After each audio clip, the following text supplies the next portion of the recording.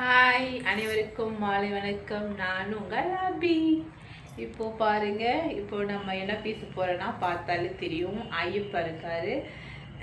So நான் ஐயப்பனுடைய நிறைய பேர் இருக்கிறாங்க, ஆனால் ஸ்பெஷல் வந்து ஐயப்பனுடைய அருளை பற்றி தான் நான் பேச போகிறேன். வாங்க வீடியோக்குள்ளே போகலாம்.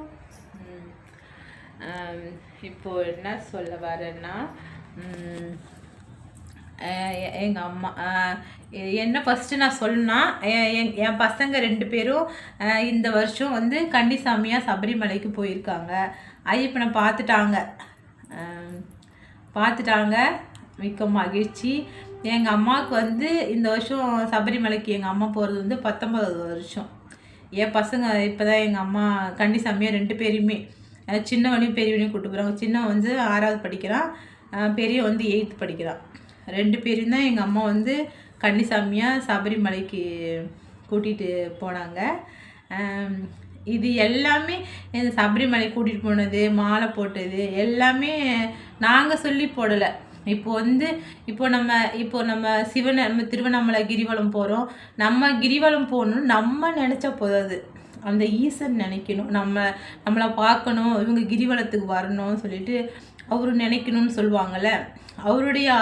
அவன் தாள் வணங்கின்னு சொல்லுவாங்க. அவனுடைய அருள் வேணும், அவனை பார்க்கறதுக்கு, அவன் பாதத்தை வணங்குறதுக்கு அவனுடைய அருள் வேணும்னு சொல்லுவாங்கள. அதே மாதிரி தான் சேம் ஐயப்பன் வந்து யாருன்னா இப்போ வந்து இவங்க நம்மளை பார்க்கணுன்னு அவர் நினைக்கணும். ஐயப்பன் நினச்சாதான் அந்த பக்தர்கள் வந்து அந்த 18 படிகளை ஏறி ஐயப்பனை வந்து தரிசிக்க முடியும். ஐயப்பன் நினச்சிருக்காரு என் பசங்களுக்கும் அவர் காட்சி கொடுக்கணும்னு சொல்லிட்டு, அதனால தான் கன்னிசாமியாக என் பசங்களை கூட்டிகிட்டு போயிருக்காரு. அவரை தரிசிச்சிட்டாங்க.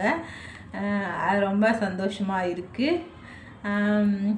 இப்போது அது எப்படின்னு நான் சொல்லணும்ல. எங்கள் அம்மா வந்து இங்கே மறைமல் நகரில் ஒரு ஐயப்பன், நீங்கள் கூட நிறையா நியூஸில் பார்த்துருப்பீங்க, மறைமல் நகரில் புதுசாக ஒரு ஐயப்பன் சிலை கட்டினாங்கல்ல. அந்த கோயிலில் தான் எங்கள் அம்மா பூ விற்கிறாங்க. போன வருஷம் தான் எங்கள் அம்மாவுக்கு வந்து 18வது வருஷம் மாலை 18 வருஷம் மாலை போட்டாங்க எங்கள் அம்மா. அப்போ வந்து அம்மா விற்கிற கோயிலில் வந்து நிறைய 2 பேர் எப்பவுமே அம்மா மட்டும்தான் விற்பாங்க. எல்லா வருஷமும் அம்மா தான் விற்பாங்க. ஆனால் போன வருஷம் வந்து அம்மாவுக்கு வேணும்னே போட்டியாக வந்து ஒருத்தவங்க பூ விற்றாங்க. ஆனால் அவங்க வயசானவங்க இல்லை, சும்மா ஒரு என்ன மாதிரி ஒரு 30 வயசுக்குள் மேலே 32 இது மாதிரி தான் இருந்துச்சு. அவங்க தான் விற்றாங்க. அவங்களுக்கு ஹஸ்பண்ட்லாம் நல்லா சம்பாதிக்கிறாங்க, நல்ல வசதியானவங்க தான். இப்போ எங்கள் அம்மா விற்கிறாங்க சொல்லிட்டு அவங்க வந்து போட்டியாக பூ விற்றாங்க. அப்போ வந்து எப்பயும் வாடிக்கையாக வாங்குகிற கஸ்டமர்லாம் எங்கள் அம்மா கிட்ட வாங்குவாங்க. இருந்தாலும் பாதி கஸ்டமர் வந்து பாதி பேர் வந்து எல்லாமே அவங்ககிட்டே வாங்க. கொஞ்சம் பேர் காவாசி மட்டும்தான் எங்கள் அம்மா கிட்ட வாங்குவாங்க. மீதி பேரெல்லாம் அது கொஞ்சம் சின்ன பொண்ணு இல்லையா, சின்ன பொண்ணு பொம்பளை, அவங்ககிட்ட போய் எல்லாருமே வாங்குவாங்க. எங்கள் அம்மாவுக்கு வியாபாரமே போன வருஷம் ரொம்ப எங்கள் அம்மா ஃபீல் பண்ணாங்க, கஷ்டப்பட்டாங்க. இருந்தாலும் அதுக்கு வெளியில் காமிச்சிக்கல. இருந்தாலும் எனக்கு கஷ்டமாக இருந்துச்சு. எனக்கு அம்மாவுக்கு பூ விற்கலையே சொல்லிட்டு எனக்கு கஷ்டமாக இருந்துச்சு. ஆனால் அவங்க ஏத்தாப்பில் கடை போட்டிருந்தவங்க அவங்க பூலாம் விற்றுரும், எங்கள் அம்மா பூ வந்து அப்படியே இருக்கும், விற்காது. அப்படி இருந்தும் எங்கள் அம்மா போன வருஷம் வந்து 18வது வருஷனால எப்படியோ கோயிலுக்கு போகிறதுக்கெலாம் காசு ரெடி பண்ணிட்டாங்க, வண்டிக்கெலாம் பணம் கட்டிட்டாங்க. அதுக்கப்புறம் தென்னம்புள்ளி 2 பெரம்பு எடுத்துகிட்டு 18வது வருஷம்ல தென்னம்புள்ளியும் பெரம்பு வெளியில் 2 பெரம்பு வாங்கிட்டு எவ்வளோ கஷ்டம் இருந்தாலும் எங்கள் அம்மா சபரிமலைக்கு எல்லா வருஷமும் விடாமல் போயிருக்காங்க எங்கள் அம்மா. அதுக்கப்புறம் பெரம்பு 2 வாங்கிட்டு தென்னம்பழம் வாங்கிட்டு எங்கள் அம்மா போனாங்க. செலவுக்கு நானும் ஒரு 2000 தான் கொடுத்தேன், எங்கள் அம்மா ஒரு 2000 வச்சுருந்தாங்க. 4000 எடுத்துகிட்டு மட்டும்தான் போன வருஷம் போனாங்க. இந்த 4000த்துல போகும்போது என் பசங்களுக்கு ஆளுக்கு 100 ரூபா கொடுத்துட்டு எனக்கு ஒரு 500 கொடுத்துட்டாங்க. மிச்சம் 3000 தான் எடுத்துகிட்டு போனாங்க கோயிலுக்கு போன வருஷம். அவங்க வந்து ஐயப்பனை பார்க்கணும், சில பேர் மாதிரி நிறைய காசு எடுத்துகிட்டு போய் அது வாங்கணும் இது வாங்கணும்னா அவங்க நினைக்க மாட்டாங்க. ஐயப்பனை பார்க்கணும், அவ்வளோதான். ஐயப்பனை பார்க்கணும், அதுக்கு மட்டுமே காசு இதுவெல்லாம் கம்மியாக எடுத்துகிட்டு போயிருக்காங்க. நானே சொல்லுவேன், ஏமா இது மாதிரி கம்மியாக எடுத்துகிட்டு போகிறேன்னு சொல்லுவேன். கேட்க மாட்டாங்க, நான் கொடுத்தாலும் வாங்க மாட்டாங்க, திருப்பி கொடுத்துருவாங்க, வேண்டான்னு சண்டை போடுவாங்க. அது மாதிரி போன வருஷம் வந்து கஷ்டத்தில் போனாலும் எங்கள் அம்மா வந்து ஐயப்பனை வந்து வெறுக்கலை. கஷ்டத்துலேயும் அவரை பார்க்க தான் எங்கள் அம்மா போனாங்க போன வருஷம். அதுக்கப்புறம் இந்த வருஷம் கார்த்திகை மாதம் வந்தோடனே போன வருஷம் போட்டிக்கு போட்டிருந்தாங்கல்ல, அந்த பொண்ணு என்னாச்சுன்னு தெரியல. அவங்க அவங்க வீட்டில் என்ன பிரச்சனை தெரியல, அவங்க கடை போடலை. கார்த்திகை 1லேருந்து அந்த பொண்ணு வரல, கடையில் இல்லை, அந்த பொண்ணு வரல, கடைக்கு வரல. எங்கள் அம்மா மட்டும் தான் கடை போட்டாங்க. எங்கள் அம்மாவுக்கு நல்லா வியாபாரம் ஓடிச்சு. ஐயப்பன் கோயில் பெருசாக ஒன்று புதுசாக கட்டியிருக்காங்க, அங்கே அதுக்குள்ளேயே ஐயப்பன் ஒன்று பெருசாக செலவு, பெரிய செலவு கட்டியிருக்காங்க. நல்லா வியாபாரம் ஓடிச்சு. எங்கள் அம்மா ஐயப்பன் மாலை வந்து வெளியில் போடலை, சாதாரணமாக எல்லோரும் போடுற மாதிரி சாதாரண மாலையில் தான் ஐயப்பன் மாலை, அந்த 18 வருஷமும் அந்த மாலை தான் போட்டிருந்தாங்க. இந்த வருஷம் கார்த்திகை மாதத்துலேருந்து எங்கள் அம்மா பூ விற்று அதில் வந்து காசு சேர்த்து 2 பேருக்குமே, என் பசங்க 2 பேருக்குமே 17,000 வெள்ளி மாலை, ஐயப்பன் மாலை வாங்கி, டாலர் எல்லாமே ஐயப்பன் டாலர் வாங்கி என் பசங்களுக்கு இப்போது கார்த்திகை 10, 20 தாண்டி இருக்கும், 20 கார்த்திகை 10, 12 தெரியல, 11 கார்த்திகை 11 தெரியல, ஞாபகம் சரியாக டேட்டு தான் ஞாபகம் இல்லை. எங்கள் அம்மா அந்த ஒரு வாரத்திலே நல்லா எங்கள் அம்மாவுக்கு வியாபாரம் ஓடிச்சு. அந்த ஐயப்பனுடைய அருளால் எங்கள் அம்மா நல்லா பூ, தேங்காய், பழம்லாம் விற்று அதில் அந்த காசில் எங்கள் அம்மா பசங்க 2 பேருக்குமே வெள்ளி மாலை வாங்கி போட்டு, மாலை, சபரி மாலை எல்லாமே எங்கள் அம்மா சொல்ல ட்ரெஸ் எடுத்துகிட்டு வந்து ஐயப்பன் மாலை வாங்கி போட்டு வீட்டில் வந்து போட்டாங்க ஐயப்பன் மாலை. அதே மாதிரி கன்னி பூஜைக்கும் எல்லா செலவுமே எங்கள் அம்மா தான். பூ விற்று அந்த காசில் தான் எங்கள் அம்மா எல்லாத்தையும் பார்த்தாங்க. கன்னி பூஜை எங்கள் அம்மா செலவு தான் எல்லாமே, எங்கள் செலவு எதுவுமே இல்லை, எல்லாம் அம்மா அப்பா தான் செலவு பண்ணுவாங்க. நாங்கள் அதிகமாக எதுவும் செலவு பண்ணல, எங்கள் அம்மா தான். கன்னி பூஜைக்கும் அவங்க தான் எல்லாமே. இங்கே அன்னதானத்துக்கு காசெல்லாம் ஒரு 3,000 போல் எங்கள் கோயிலே கொடுத்துட்டாங்க, அன்னதானத்துக்கு தனியாக கொடுத்தாங்க. அங்கே எங்கள் ஊர்லேயும், எங்கள் ஊர் சிதம்பரம், அங்கேயும் அன்னதானத்துக்கு எங்கள் அம்மா காசு கொடுத்துட்டாங்க.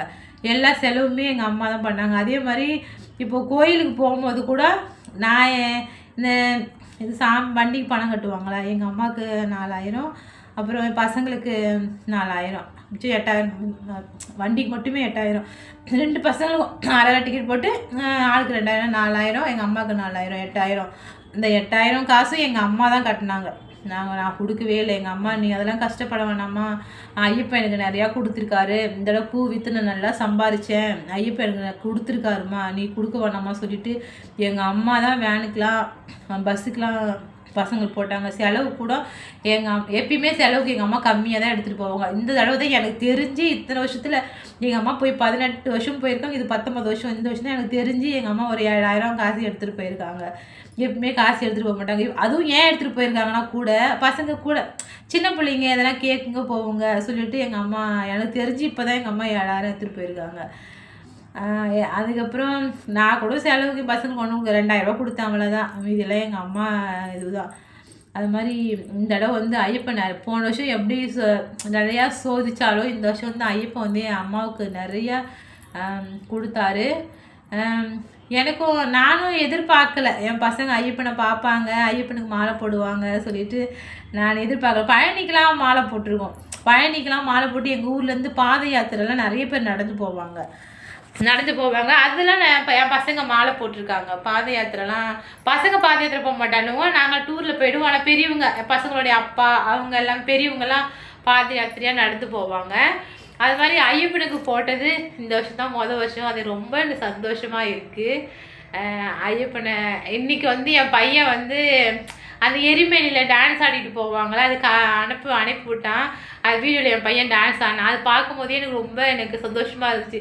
என்னையும் மீறி கண்ணெல்லாம் கலங்கிடுச்சு. பரவாயில்ல, நம்ம பையனை பார்க்குறதுக்கு, ஐயப்பனை பார்க்குறதுக்கு நம்ம பையனுக்கு கிடச்சிருக்கு. அவன் பேர் சபரிநாதன் தான்.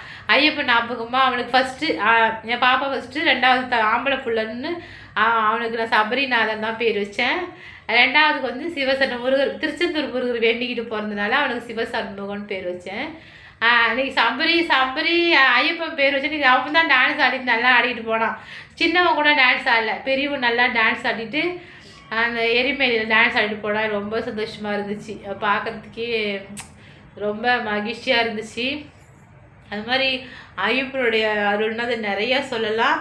இதில் இன்னொன்று முக்கியமாக என்ன சொல்லணும்னா, 2 வருஷத்துக்கு முன்னாடி இந்த வர்தா புயல் வந்துச்சுல்ல, சென்னையில் வந்துச்சுல்ல, அப்போது அதே மாதிரி தான் ஒரு இன்சிடெண்ட் நடந்துச்சு. அப்போது வந்து 2 நாளைக்கெலாம் செம்ம காற்று மழை, கரண்ட்டே கிடையாது, மொபைலில் சார்ஜர் கிடையாது. இப்போ எங்கள் அம்மா ஐயப்பன் கோயில் போயிட்டு மறுநாள் தான் அந்த புயல் வந்துச்சு. இப்போ கரண்ட்டு கிடையாது, ஒரு எமர்ஜென்சிக்கு ஒன்றுமே ஒரு ஃபோனுக்கு எதுவுமே பண்ண முடியாது, சார்ஜர் வேறு இல்லை. அப்போ ரொம்ப கஷ்டமாக இருந்துச்சு. இப்போ எல்லாம் ஒரு பால் பாக்கெட் கூட அதிகமாக விற்றாங்க. எப்பயும் 35 ரூபா விற்கிறது ஒரு 50 ரூபான்னு விற்றாங்க. கொசுவத்தியும் ஒன்று 10 ரூபான்னு விற்றாங்க. அது மாதிரி அந்த அந்த டைமில் வந்து எல்லாமே அதிகமாக விற்றாங்க. நிறைய செம்ம காற்றடிச்சிது. காற்றடிச்சு அப்போ எங்கள் வீட்டுக்கு பக்கத்தில் ஒரு மாமரம், ஒரு பெரிய மாமரம் இருந்துச்சு. மாமரம் அந்த பக்கமாக இருந்துச்சு. அப்போ வந்து அது வீடு மேலே விழுந்தால் வீடு இதுவாகிருக்கும். வீடு மேலே விழுந்தால் எல்லோரும் இதுவாகிப்போம். அதுக்கப்புறம் நாங்கள் நைட்டு ஃபுல்லாக தூங்காமல் எங்கே மரம் விழுந்துட போக சொல்லிட்டு ரொம்ப பயந்துட்டு வெளியே உட்காந்துட்டு இருந்தோம். அந்த வெளியே உட்காந்து மரம் அசைகிறதையே பார்த்துட்டு கிடந்தோம். ரொம்ப இப்படியும் அப்படியும் அந்த காற்றுல வந்து இப்படியும் செம்மையாக அசைஞ்சிட்டு கிடந்துச்சு. அதுக்கப்புறம் ஒரு நேரம் மேலே 11 மணிக்கு மேலே சொல்லிட்டு தூங்க போயிட்டோம்.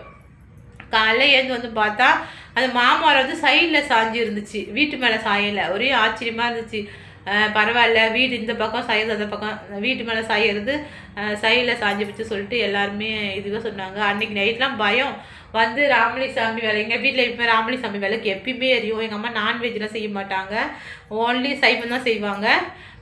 அப்போ வந்து ராமலி சாமி விளக்கெல்லாம் ஏற்றிட்டு ஐயப்பங்கிட்டலாம் வந்து வேண்டிக்கிட்ட மாதிரி நான் பசங்களாம் தனியாக இருந்தோம். நானும் என் பசங்க எங்கள் அம்மா கோயில் போயிட்டாங்களே. அப்போ அந்த புயல் அப்போது நான் வேண்டிக்கிட்டேன், புயல் நின்றுணும், எது வந்து யாருக்கும் எந்த ஆபத்தும் வரக்கூடாதுன்னு சொல்லிட்டு. அதே மாதிரி ஐயப்பன் வந்து காப்பாற்றினார். அது வந்து எங்கள் அம்மா அதுக்கப்புறமா தான் அதுக்குள்ளே எங்கள் அம்மா கோயிலுக்கு போய்ட்டு எங்கள் அம்மா பயந்துட்டாங்க. என் பிள்ளைக்கு என்னாச்சுன்னு தெரியலையே, ஏதாச்சும் தெரியலையே, வீட்டில் தனியாக விட்டு வந்தேன்னு சொல்லிட்டு எங்கள் அம்மாவும் பயந்துட்டு இருந்தாங்க. அதுக்கப்புறம் 3 நாள் கழிச்சு எங்கள் அம்மா கோயில் வந்துட்டாங்க. அதுக்கப்புறம் எப்பயும் போல் நார்மலாக ஆகிடுச்சு. அது வந்து அந்த இன்சிடென்ட் வந்து மறக்க முடியாது. நிறைய இடத்துல வந்து ஓடுலாம் வந்து பக்கத்து வீட்டிலலாம் ஓடுலாம் பறந்து போய் எட்ட விழுந்துச்சு. ஸோ அந்த மாதிரி எதுவும் எங்களுக்கு ஆகாமல் ஐயப்பன் வந்து எங்களுக்கு காப்பாற்றினார். அவர் எங்களுக்கு மட்டும் இல்லை, அவர் நம்புற எல்லாருமே காப்பாற்றுவார். இப்போ சில பேர் வந்து ஐயப்பனா வந்து ஒரு விரதம் ஒழுங்காக இருக்க மாட்டாங்க. ஆனால் ஐயப்பனுக்கு வந்து விரதம் ஒழுங்காக இருக்கணும். அவர் வந்து பிரம்மச்சாரி இல்லையா, அது வந்து ரொம்ப சுத்தமாக இருக்கணும் விரதம். நம்ம எவ்வளோ விரதம் சுத்தமாக இருக்கமோ அதுக்கேற்றபடி தான் அவர் நம்மளுக்கு வழி அமைச்சு கொடுப்பாரு. எந்த இதுவும் சபரிமலை பயணத்தில் எந்த கஷ்டமும் இல்லாமல் நம்ம நல்லபடியாக அவரை பார்க்கறதுக்கு அவர் அருள் கொடுப்பாரு. சில பேர் வந்து மாலை போட்டுக்கிட்டு ஏனதனன்னு சுத்தம் இல்லாமல் இருப்பாங்க. அது மாதிரி இருக்கவங்களும் அவர் கண்டிப்பாக பனிஷ் பண்ணுவார். ஐயப்பனுக்கு மாலை போட்டால் விரதம் வந்து சுத்தமாக இருக்கணும், எல்லாத்துலேயுமே சுத்தமாக இருக்கணும். அவரை முழுசாக நம்பணும். அவர் நம்புறவங்களை எப்பயுமே கைவிட மாட்டார். விரதம் நல்லா இருக்கணும். அது மாதிரி நிறையா இருக்குது, வரலை, டக்குன்னு சொல்கிறதுக்கு வரலை. அது மாதிரி நிறையா ரீசன் இருக்குது. எங்கள் அம்மா இன்றைக்கி எங்கள் அம்மா பூ விற்று 2 பேர பிள்ளைங்களுக்கும் வெள்ளி மாலை அணிவிச்சு ஐயப்பனை பார்த்துருக்காங்க சொல்லுன்னா அது வந்து கண்டிப்பாக அது வந்து சின்னதாக எனக்கு படலை. எனக்கு ரொம்ப மகிழ்ச்சியாக இருக்குது, ரொம்ப சந்தோஷமாக இருக்குது. எனக்கு ரொம்ப என்னமோ பசங்க ஐயப்பனை பார்த்ததோட நான் பார்த்த மாதிரி ஒரு ஃபீலிங் இருக்குது, ரொம்ப மகிழ்ச்சியாக இருக்குது. அதான் உங்ககிட்ட நான் ஷேர் பண்ணணும்னு தோணுச்சு, அதான் ஷேர் பண்ணேன். ஓகே, ரொம்ப நன்றி, மகிழ்ச்சி உங்களுக்கும் இருக்கட்டும். நன்றி, வணக்கம். நீங்களும் எல்லா வருஷமும் மாலை போடுங்க. மாலை போடாதவங்களும் கண்டிப்பாக அடுத்த வருஷம் கார்த்திகை மாதம் 1 வந்தோடனே மாலை போடுங்க. ஐயப்பனை போய் பார்த்துட்டு வாங்க. ஐயப்பனுடைய அருளை பெறுறதுக்கு நானும் வேண்டிக்கிறேன். நன்றி, வணக்கம்.